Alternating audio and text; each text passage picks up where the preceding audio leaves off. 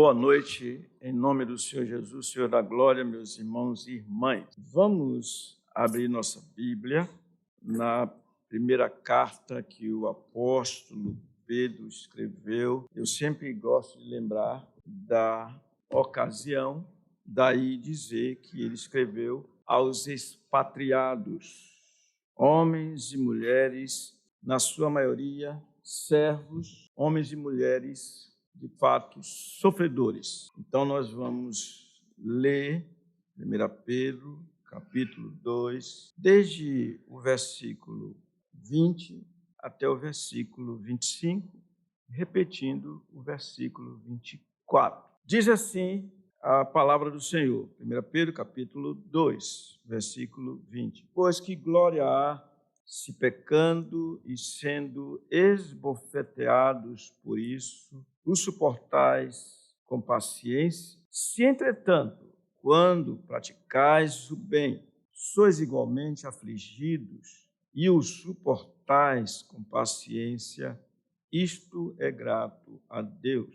Porquanto para isto mesmo fostes chamados, pois que também Cristo sofreu em vosso lugar, deixando-vos exemplo para seguirdes os seus passos, o qual não cometeu pecado, nem dolo algum se achou em sua boca. Pois ele, quando trajado, não revidava com o traje, quando maltratado, não fazia ameaças, mas entregava-se àquele que julga retamente, carregando ele mesmo em seu corpo sobre o madeiro os nossos pecados, para que nós, mortos para os pecados, vivamos para a justiça.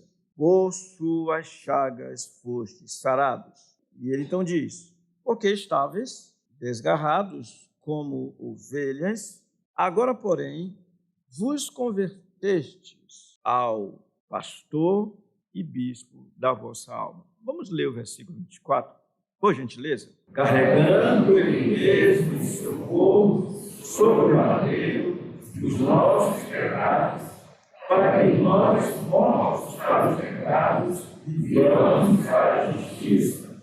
Por suas chagas fostes sarados. Pai celestial, Deus de misericórdia, pedimos em nome do Teu Filho, nosso Senhor Jesus Cristo, que nos dê, Senhor, entendimento, que nos faça enfrentar as vicissitudes desta vida, sobretudo os sofrimentos nas nossas relações, da maneira como o Senhor quer, seguindo os passos do Teu Filho. Fala conosco e dá-nos a percepção da razão para que assim nós nos conduzamos em submissão ao Senhor Jesus. Perdoa os nossos pecados, oramos em nome de nosso Senhor Jesus Cristo. Amém. Pois bem, eu vou já partir para, olhando para esse versículo 24, conforme diz, que o tema é extraído dele. Os crentes sabem, eles conhecem, eles sabem que o Senhor sofreu em favor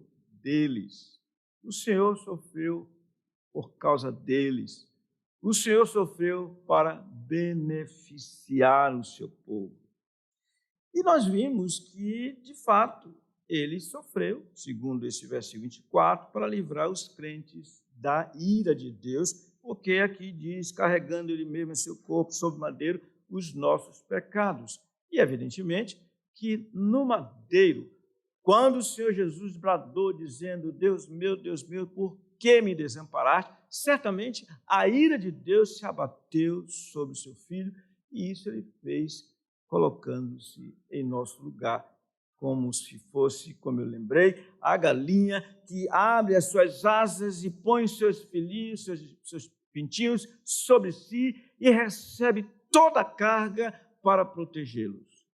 Depois nós vimos que ele sofreu para que os crentes vivam em santidade, porque aqui está dito o propósito, para que nós, mortos para os pecados, vivamos para a justiça. E ao dizer que devemos viver para a justiça, essa justiça tem a ver com a santidade, porque essa justiça é segundo a lei do Senhor. Quem é o justo? É aquele que ama a Deus sobre tudo e todos e que ama o seu próximo como a si mesmo, de maneira que a justiça tem a ver com isso. Por isso que os crentes anseiam, desejam e têm fome e sede de justiça. Então, em terceiro lugar, aqui dentro desse ponto 4, é o que nós vamos ver agora. Ele sofreu para os crentes serem o quê? Curados. Quem está diante de mim? É você que está diante de mim? Fizeram troca aí, foi? Foi. Vamos conversar depois sobre isso.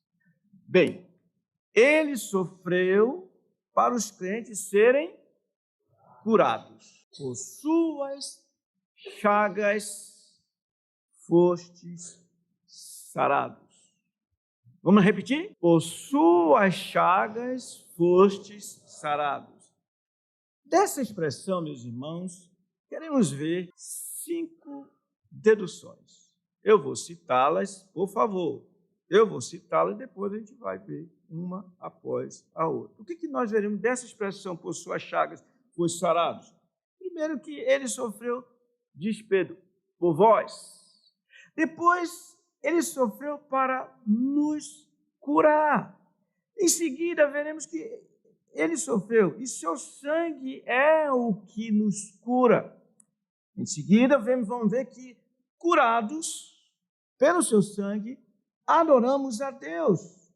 E, por último, veremos que seu sangue nos tornará curados para sempre.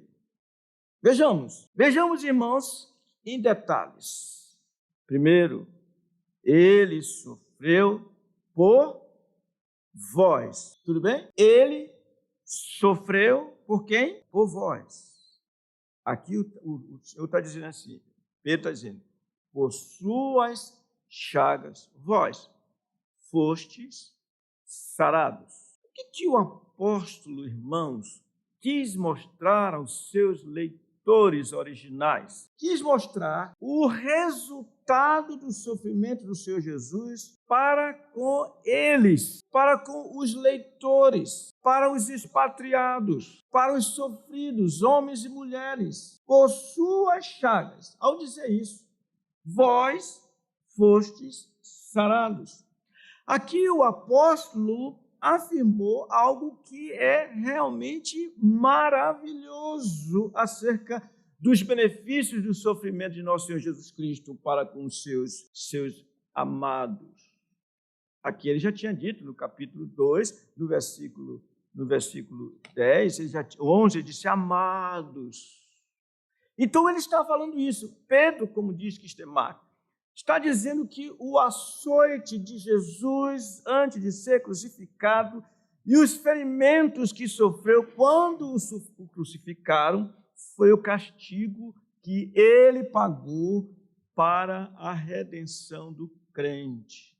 O termo, ou a palavra no original grego que é traduzida por curados, irmãos, foi, aqui nós vemos, sarados, no caso nosso, né?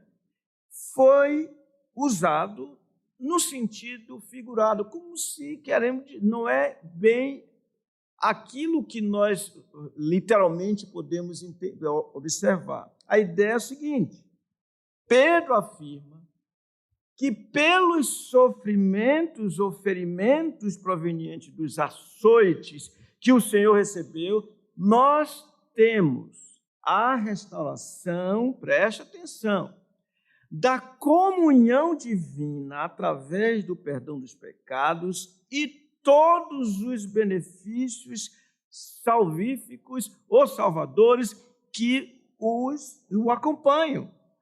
Querendo dizer com isso que os açoites do Senhor, os pregos que foram cravados nos suas mãos e pés, isso não é à toa, tem propósito.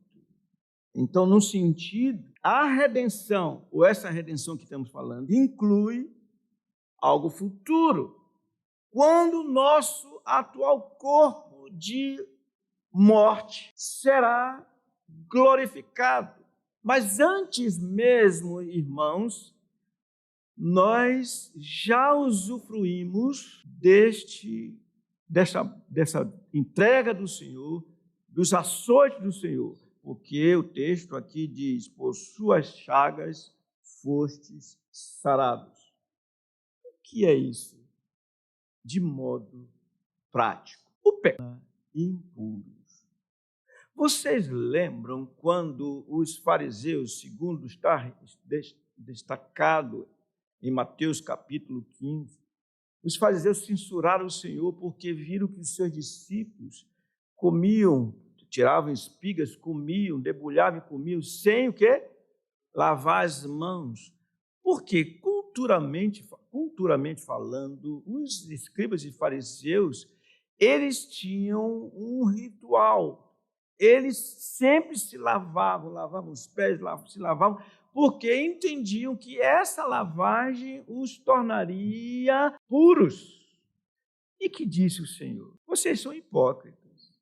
Bem disse Isaías: esse povo honra-me com os lábios, mas longe de mim está o seu coração. E então falou para os seus discípulos, dizendo assim: não é o que entra pela boca que contamina o homem, mas o que sai, isto é que o contamina. Porque de dentro do coração do homem é que saem os maus desígnios, são os planos, o assassinato, o adultério e loucura e tantas outras coisas. Isto é que contamina o homem. Então, o homem é contaminado pelo pecado. E ao dizer que o homem está contaminado, isso implica em que o homem natural, ele não pode ser contemplado por Deus, ele não pode adorar a Deus porque ele está impuro, imundo. Vocês estão entendendo? Pelas suas chagas foste o quê? Sarados. Estamos vendo o ponto qual? Ele sofreu para os crentes, ele sofreu por vós.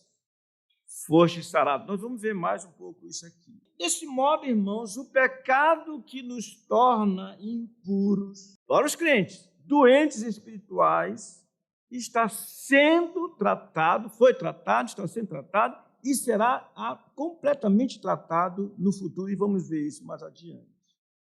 Não existe, portanto, bênção maior do que essa santa purificação e, podemos dizer, santa cura. Doentes que estão sendo curados. Daí, ato contínuo, é seu sangue o que nos cura.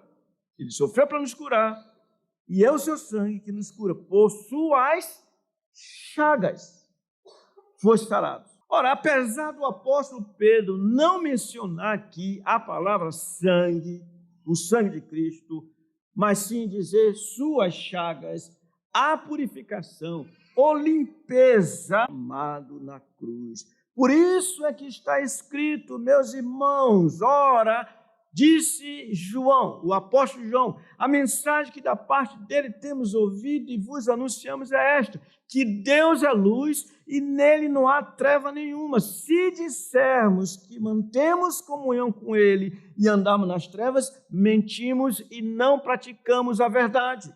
Se, porém, andarmos na luz, como ele está na luz, mantemos comunhão uns com os outros e o sangue de Jesus, seu Filho, nos purifica. Está aqui a nossa palavra. Nos purifica de todo o pecado. Falando de um modo prático, aqui nós temos a descrição da cura, através do apóstolo João, cura que recebe os que confessam os seus pecados. Por isso, ele disse mais adiante, na minha primeira carta de João mesmo, no capítulo 1, ele diz no versículo 9, se confessarmos os nossos pecados, ele é fiel e justo para nos perdoar os pecados. Só isso? E nos purificar de toda injustiça. Vamos pensar aqui uma coisa que não é verdade, não é real. Irmãos, se o Senhor Deus tivesse, por intermédio da obra do Senhor Jesus Cristo, nos perdoado, simplesmente nos perdoados, nós seríamos perdoados, mas não teríamos comunhão com Ele. A confissão leva o Senhor a nos perdoar, não há dívida, mas também a nos chamar para Ele, porque o sangue nos purifica, o sangue nos cura, o sangue nos limpa. Tudo bem? Eu fiz uma pergunta, irmão. Purificar. É interessante que a palavra purificar, que João, estou dizendo aqui, primeiro João, utilizou, tem a ver com a limpeza, purificação de um leproso, tem a ver com a limpeza pela cura, tem a ver com a remoção pela limpeza. É, portanto, por causa dessa nossa cura que andamos com Deus, o Deus Santo, o Deus que é luz, o Deus justo, e Ele só mantém comunhão com os que estão curados, com os que são curados. E aqui, meus irmãos, tenho que dizer, sem confissão de pecados, nós não teremos comunhão com o Senhor. Ele não andará conosco. Desse modo, sem o sacrifício ou propiciação dos nossos pecados, jamais poderíamos nos encontrar na presença de Deus. Seríamos como um leproso, afastado do convívio social, como ocorria no Antigo Testamento.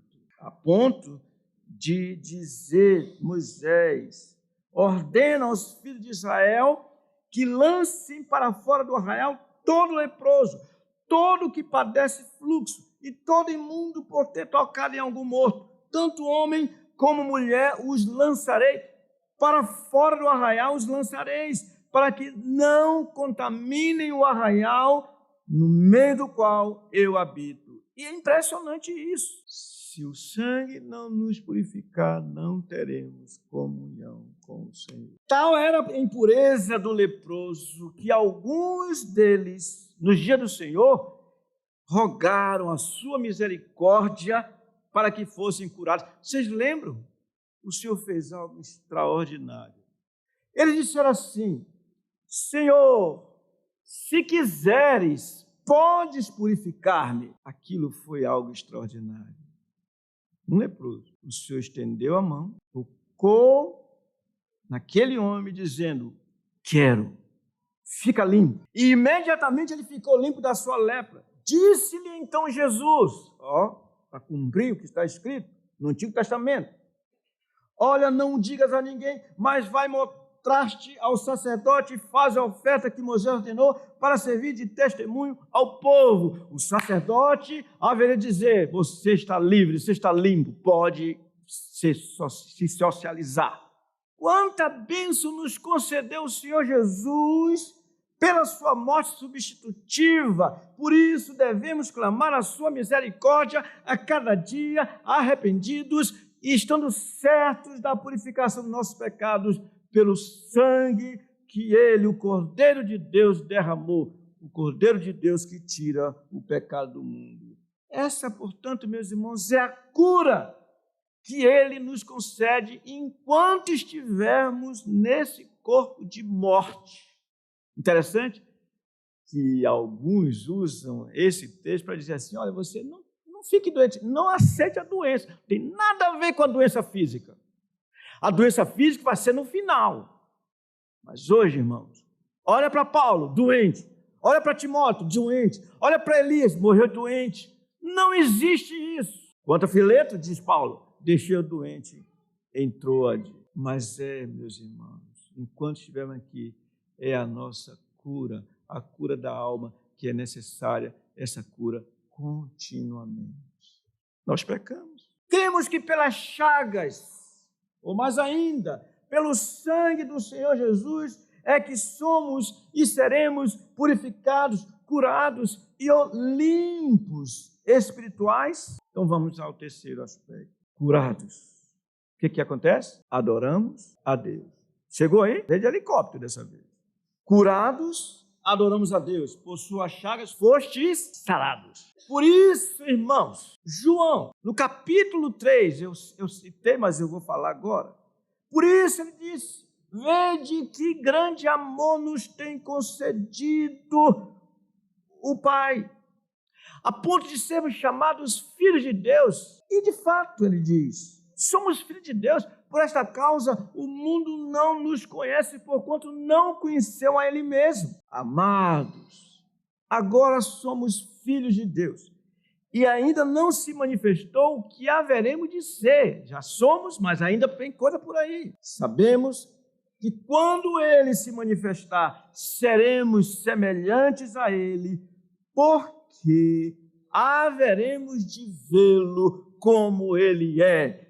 E ele então continua dizendo assim: e a si mesmo se purifica todo o que tem nele esta esperança, como ele é puro. Meus irmãos, entendamos uma coisa: não poderemos adorar a Deus sem o Senhor Jesus. Não poderemos adorar a Deus sem o efeito da cruz do Calvário. Não poderemos adorar a Deus sem a purificação dos nossos pecados. Ele é o sumo sacerdote. É o sumo sacerdote o único que entrou no tabernáculo eterno, não de mãos vazias, mas com o seu próprio sangue. Vocês lembram que no dia de Moisés, pegava-se o sangue do cordeiro e aspergia sobre todos os elementos e, figuradamente, aspergia sobre o povo. Vocês lembram disso? A única maneira, não podia nenhum sacerdote entrar na presença do Senhor sem o sangue do cordeiro. Semelhantemente, hoje, nos nossos dias, desde que ele veio, desde que ele entregou a sua vida, somente por intermédio dele, do sangue que foi derramado na cruz do Calvário, é que nós poderemos adorar a Deus. Lá em Hebreus, no capítulo 13, é-nos dito algo bem especial sobre o que estamos falando, irmãos. Diz assim, capítulo 13, versículo 10, fala assim: possuímos um altar do qual não tem direito de comer os que ministram no tabernáculo, pois aqueles animais cujo sangue é trazido para dentro do Santo dos Santos pelo sumo sacerdote, como oblação, como sacrifício pelo pecado, tem o corpo queimado fora do acampamento. Por isso foi que também Jesus, para santificar o povo, pelo seu próprio sangue, sofreu fora da porta. Saiamos, pois, a ele fora do arraial, levando o seu vitupério, a sua desonra. Na verdade, não temos aqui cidade permanente, mas buscamos a que há de vir. Leamos junto esse versículo 15, por favor, meus irmãos. Por meio de Jesus, pois, ofereçamos a Deus sempre sacrifício de louvor, que é fruto de lábios que confessam o seu nome. Não há possibilidade nenhuma de adorar o Senhor fora de nosso Senhor Jesus Cristo. Não há possibilidade alguma de adorar o Senhor sem o sangue do Senhor Jesus Cristo. Vocês veem que ele sofreu fora da porta, e o escritor de Hebreus está dizendo: saiamos. É o que ele diz. A ele, hora do arraial, levando o seu vitupério, sua desonra, por meio dele. Ele diz: pois, olha a adoração, ofereçamos a Deus sempre sacrifício de louvor, que é fruto de lábios que confessam o seu nome. Meus irmãos, aqui a máxima tem a ver com o que o próprio Senhor Jesus disse a um dos seus discípulos quando lhes falou assim: Senhor, mostra-nos o Pai, isso nos basta. Filipe, há tanto tempo estou convosco que não me tens visto. Quem vê a mim, vê o Pai que me enviou. Como dizes tu, mostra no Pai, não sabe que eu estou no Pai e que o Pai está em mim? E ele diz assim, algo muito interessante. Eu sou o caminho e a verdade e a vida. Ninguém vem ao Pai senão por mim. Irmãos e irmãs, nosso culto não terá valor algum se o Senhor Jesus Cristo não estiver no centro. Entendamos isso, quaisquer reuniões que façamos, seja o que for, se ele não estiver no centro, não agradará a Deus. Você pode fazer uma festa, se essa festa não for no Senhor, não serve como para agradar o Senhor. Você pode vir para esse lugar de culto, se não estiver no Senhor Jesus, não serve para agradar a Deus, porque é através da cura que vem dele, do sangue derramado por ele, que nós podemos adorar a Deus. Por suas chagas fostes sarados. Ora, alguém pode ser limpinho, sem câncer, sem nenhum problema, mas é totalmente impuro, porque não tem o privilégio da cura proveniente do sangue de nosso Senhor Jesus Cristo. Cremos que ninguém poderá adorar a Deus sem essa cura procedente do sangue do Cordeiro. Então, nos apressemos para dizer o seguinte: Ele nos tornará curados para sempre. Não é isso que está aí? Vamos ler? Ele, está tudo atrapalhado aí, é? Mais ou menos. E aqui, o que diz assim? Seu sangue nos tornará curados para sempre. Está certo? Então liga, por favor. Leu aí. Seu sangue nos tornará curados para sempre. Por suas chagas fostes sarados. E aqui, meus irmãos, há uma expressão que os teólogos gostam de usar, e é interessante, quando diz que nós podemos usufruir algo já no tempo e no espaço, mas ainda não temos o que nós queremos. Por exemplo, nós já estamos salvos, mas ainda não estamos salvos. Vocês já nunca ouviram isso, não? Estão ouvindo agora, então. Nós fomos... Olha, Pedro, ele diz assim, por sua chaga foste sarados. Fomos sarados, mas ainda não fomos sarados. Vamos pensar aqui. Vocês lembram que quando Adão pecou, o Senhor prometeu o cordeiro, na verdade, a semente da mulher, que haveria de esmagar a cabeça da serpente, vocês lembram disso? E o que foi que o Senhor fez? Ordenou e o anjo se pôs com a espada reluzente na frente do acesso à árvore da vida, para que nossos pais, Adão e Eva, não comessem daquele fruto, naquele estado. Vocês já viram isso? Não lembram disso, não? Irmãos, podemos dizer assim, se eles... que o Senhor não ia deixar, se aquilo é a misericórdia, a graça do Senhor, se eles tivessem comido aquele fruto, eles seriam eternamente pecadores e eternamente banidos da presença do Senhor. O que isso tem a ver com o que estamos vendo? Hoje nós temos um corpo de morte. Por causa disso, o apóstolo Paulo disse, desventurado homem que sou, quem me livrará do corpo desta morte? Hoje, nós sabemos que toda a criação geme, aguardando a esperança, o dia em que haverá redenção completa, total, a nossa salvação completa. Por isso, Paulo diz que ele nos tornou, Jesus, da parte de Deus, sabedoria, justiça, e o que mais? Santificação e redenção. Essa redenção, irmãos, assim como a santificação, é algo que está por se completar. De maneira que hoje precisamos sempre confessar os nossos pecados. Mas vai chegar o momento em que seremos completos, total e absolutamente curados, sarados, purificados e jamais voltaremos ao que somos hoje. Ou seja, naquele dia, nossos corpos curados nossos corpos glorificados estarão em absoluta pureza. Nós haveremos de adorar dia e noite a nosso Deus. Eu pergunto uma coisa para vocês, respondam. Naquele dia, na eternidade, nós vamos confessar nossos pecados? Vamos? Vamos? Vamos?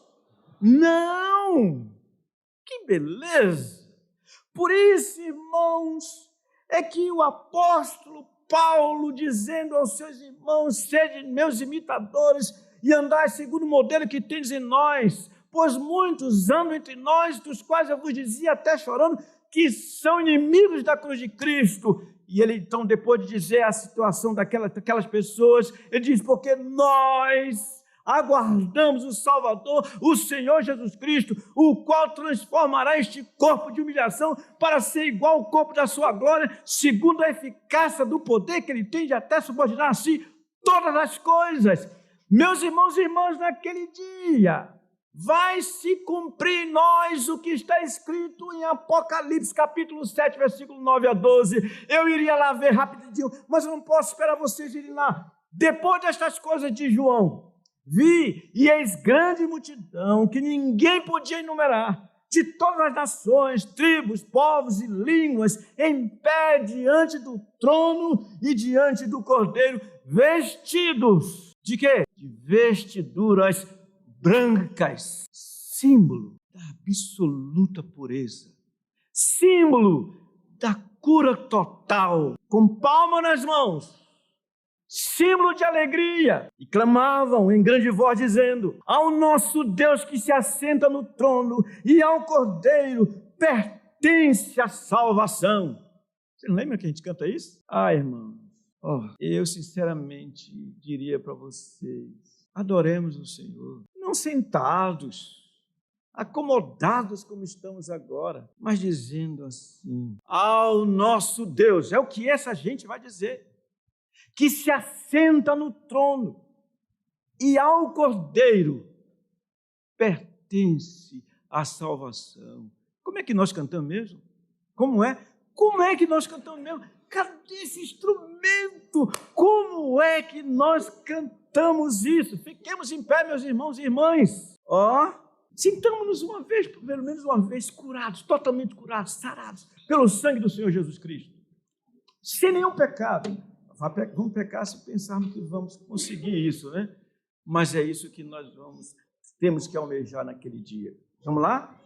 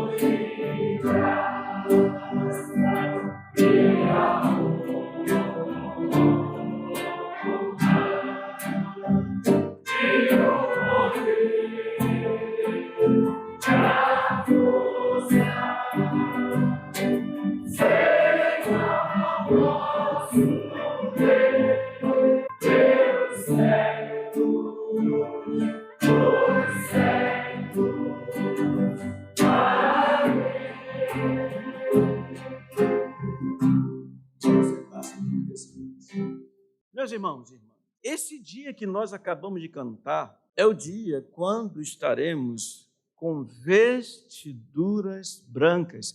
E, à luz do livro de Apocalipse, essas vestiduras foram alvejadas pelo sangue do Cordeiro. Isso tem uma implicação, é que nós precisamos estar focados nele, nosso Senhor Jesus Cristo. Irmão, isso não é demais falar as mesmas coisas. Precisamos ser achados nele.